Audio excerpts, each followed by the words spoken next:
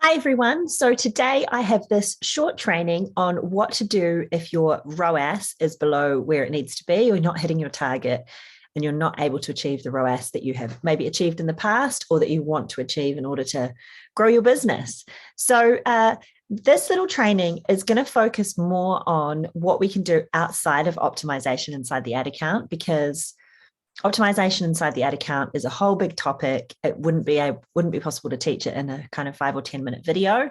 But let's just assume that you've exhausted all the possibilities of optimizing within the ad account. So you've looked at your ad account and you have eliminated the poor performing ad sets, launched some new ad sets to test whether the audience is the issue, that you have tested new ads and the ads are also not performing as well, that you have turned off any audiences, ads or campaigns that aren't performing, and that you're actively testing new ones to replace them in order to find pockets of success that you can then scale. So that's kind of broadly the process of optimizing an ad account, and that's what you or your media buyer should be doing.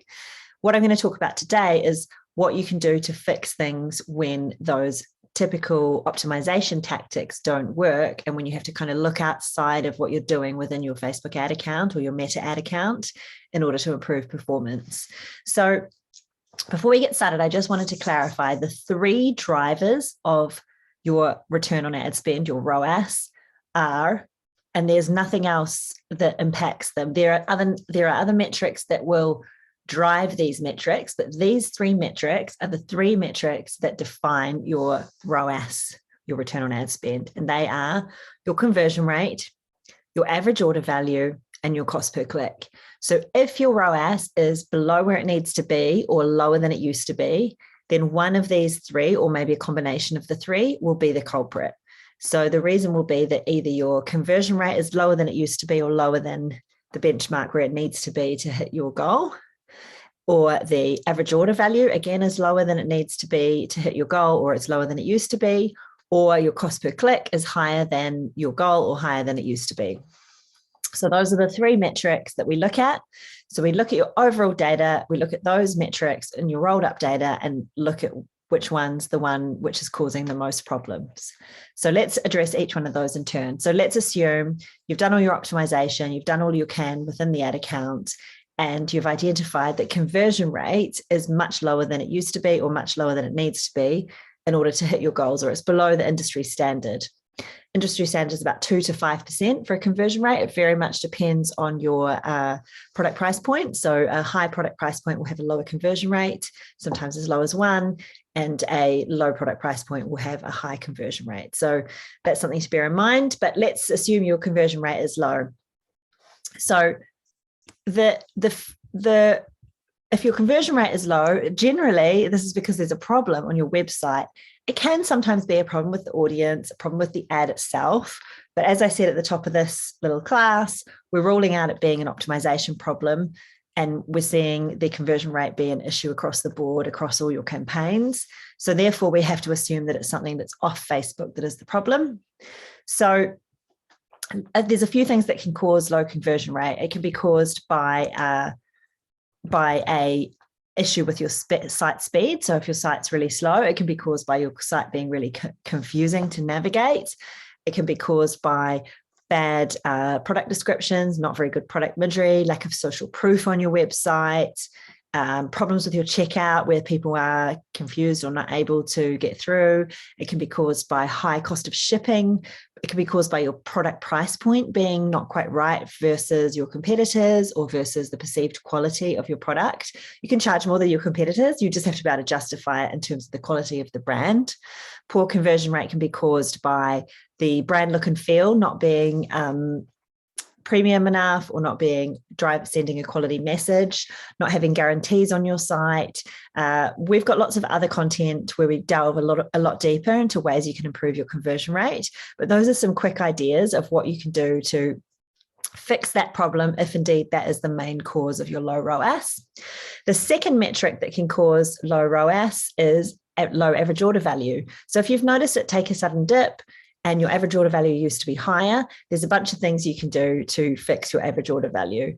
So One of the things you can do is create bundles on your site, bundles of products where you maybe give away products at a discount, or you make it cheaper to order in a bundle. You don't have to make it cheaper, actually. Sometimes just having the bundle there is enough to get people to order in bulk. You can nudge people at checkout. So you can either nudge them before they check out, and it's ideal is to nudge them before and after. So you nudge them before with, hey, people who bought this also buy this. Would you like to add this to your cart for a 10% discount? And then after checkout, so once they've actually completed the checkout and paid the money, you can give them a special offer that pops up at the end and offer to add something to their cart. Zipify pages, one-click upsell, all do this really well with Shopify. There's lots of apps you can add. Another way to increase your average order value is offering free shipping over a certain amount, making it really clear on the site. There's apps as well that can do that. They add a banner and they add nudges throughout the customer's journey. Increasing the average order value, you can also actually just increase your pricing. That is another thing to do. We've had clients who have increased their pricing and actually their conversion rate has increased. So that is another thing to think about for average order value. So those are the main things I would look at. And the other thing you can do as well as when you're actually looking at the ads themselves, are you promoting the more expensive products or are you promoting the cheaper ones? And actually, if you focus on the more high price point products or the bundles, you might find that then leads to people spending more on your site. So that's the second metric, average order value. And then the third is high cost per click. Now, again, there's a lot you can do within the ad account to optimize your cost per click, testing different audiences, testing different optimization strategies, CBO versus ABO versus using bid optimization techniques.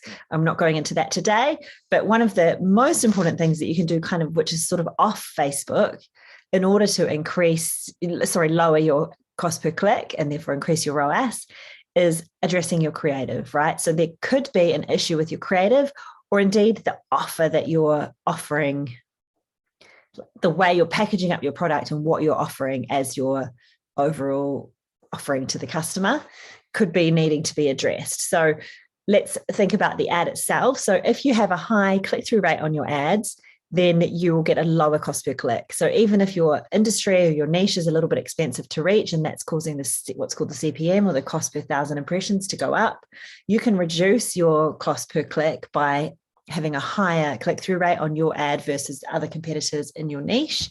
So addressing that is a really key thing. Always test at least 5 different creatives per audience. Make sure they're different creative types, that you've got thumb-stopping creative, that you've got really clear messaging, that you're calling out the avatar that you're wanting to talk to, that the product benefits are really clear, that there's a sense of urgency or FOMO in buying your product.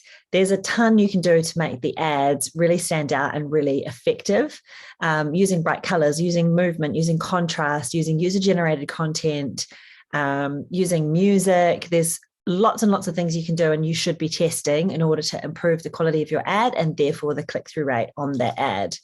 And some of the things you do to improve the ad will in turn improve your conversion rate and can also impact your average order value. So you can see how these metrics all work together. So hopefully that has been a useful rundown of what you can do to move your 3 core levers, your cost per click, your average order value, and your conversion rate, and help your media buyer by looking holistically at your overall marketing funnel and looking at where you can improve things. Hope that was useful. Let me know in the comments or by replying to email, if you're getting this by email, what you thought.